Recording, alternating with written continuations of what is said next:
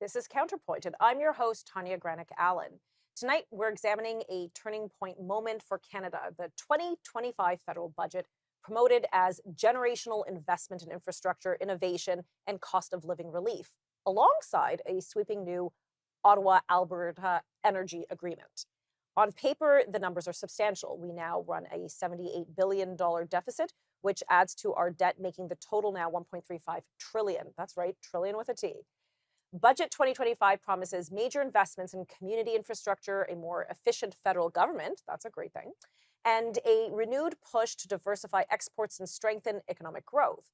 It aims to support everyday Canadians by simplifying social benefits and redirecting spending toward long-term priorities rather than ongoing consumption. And then there's the new deal with Alberta. Under the Memorandum of Understanding, Ottawa and Alberta commit to cooperation on energy infrastructure, including a privately financed pipeline designed to deliver low-emission bitumen to global markets, along with investments in carbon capture, transmission interties, and clean energy technologies. Supporters say it could unlock jobs, stimulate investment, and improve Canada's competitiveness. Is this mix of bold public investment and renewed energy ambition Canada's next step forward, strengthening the economy and creating opportunity? Or is it a strategic gamble, ambitious but yet uncertain? And then there's the commitment to building housing, something Canadians desperately need. This budget allocates approximately $25 billion towards new housing measures. Is this enough to fix the problem? Furthermore, will this actually materialize? Well, to help us unpack what it means for Canadians today and for the generations ahead, I'm joined in studio by Anthony Feor, realtor, small business owner, and political commentator. Okay, Anthony, great to have you back on. I appreciate your time. Thank you. So lots going on. Actually, why don't we take kind of a bird's eye view? What did you think of this budget? Were you surprised? Was this in keeping in the tone of a typical Liberal government? It's very different, and I was happy. We had a year without a budget, so we don't really have much to compare to from the year before. But from the budgets of the previous 8 years or 9 years, it is very different. But I think it's what's needed.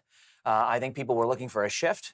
They want to see that, yes, the Liberal government is still elected. We have a new prime minister. How are we going to differentiate ourselves from the previous leader? And I think that was pretty well on paper.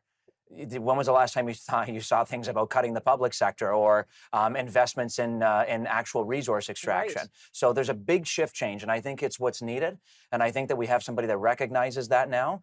And I was happy. I'm not fighting with people about it. And this is the best part. When you have liberals and conservatives that are sort of like meeting in the middle and saying, you know what, yeah, I guess this is what we had to do, et cetera, et cetera. The deficit numbers are concerning. I know that. But I know that now people are walking back the big fiscal cliff we were talking about, now that they've seen this, now that they've seen the forecast. So I'm happy with it. But I mean, I'm somebody who is not ideologically pure, which is why I get into a lot of fights with people on my side. That's okay. I like fighting with you, so we can do that. Yes, no, we're not Okay. going to fight. We're friends. Speaking about that ideological cliff, or the financial cliff, so that was the parliamentary budget officer who issued such a grim and stark commentary before the budget was released. And he sort of did an about-face and walked it back. Could you share with us what happened there? Well, I think they saw the numbers, right? And I think that this budget took into account what he was saying. And when I heard that, I thought, okay, so this is really going to be a heyday for the opposition. So I've been on the network a few times talking about this, and I said the government has to be crystal clear. And I think that they were crystal clear on where a lot of this investment is going. There is no way that the private sector in this country is going to jump in and do all these nation-building projects without a partnership from the government.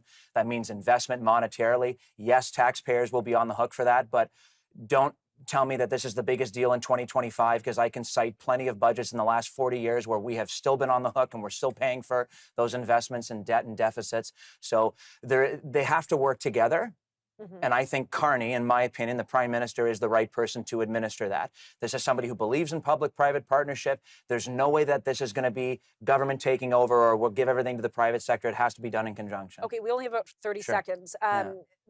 Just to wrap up the PBO, the Parliamentary Budget Officer. So those grim comments followed by an about face, is there anything to speak to his independence of his office? Is he being swayed? Can we trust him going forward? I think a lot of it right now is probably, it's like the budget, it's speculation. Here's all the money we're putting up front with the anticipation that the private investment comes in and the projects get done. So is it speculation? I probably would say that that's where it's at now, but there's also forecasts in the budget on where the deficits are going to be by the end of the decade. So there you go. Okay, well, lots more to chat about when we come back from this commercial break. We're going to talk about slashing the public sector. Who thought those would be words in a liberal budget? Well, they are. We'll be right back.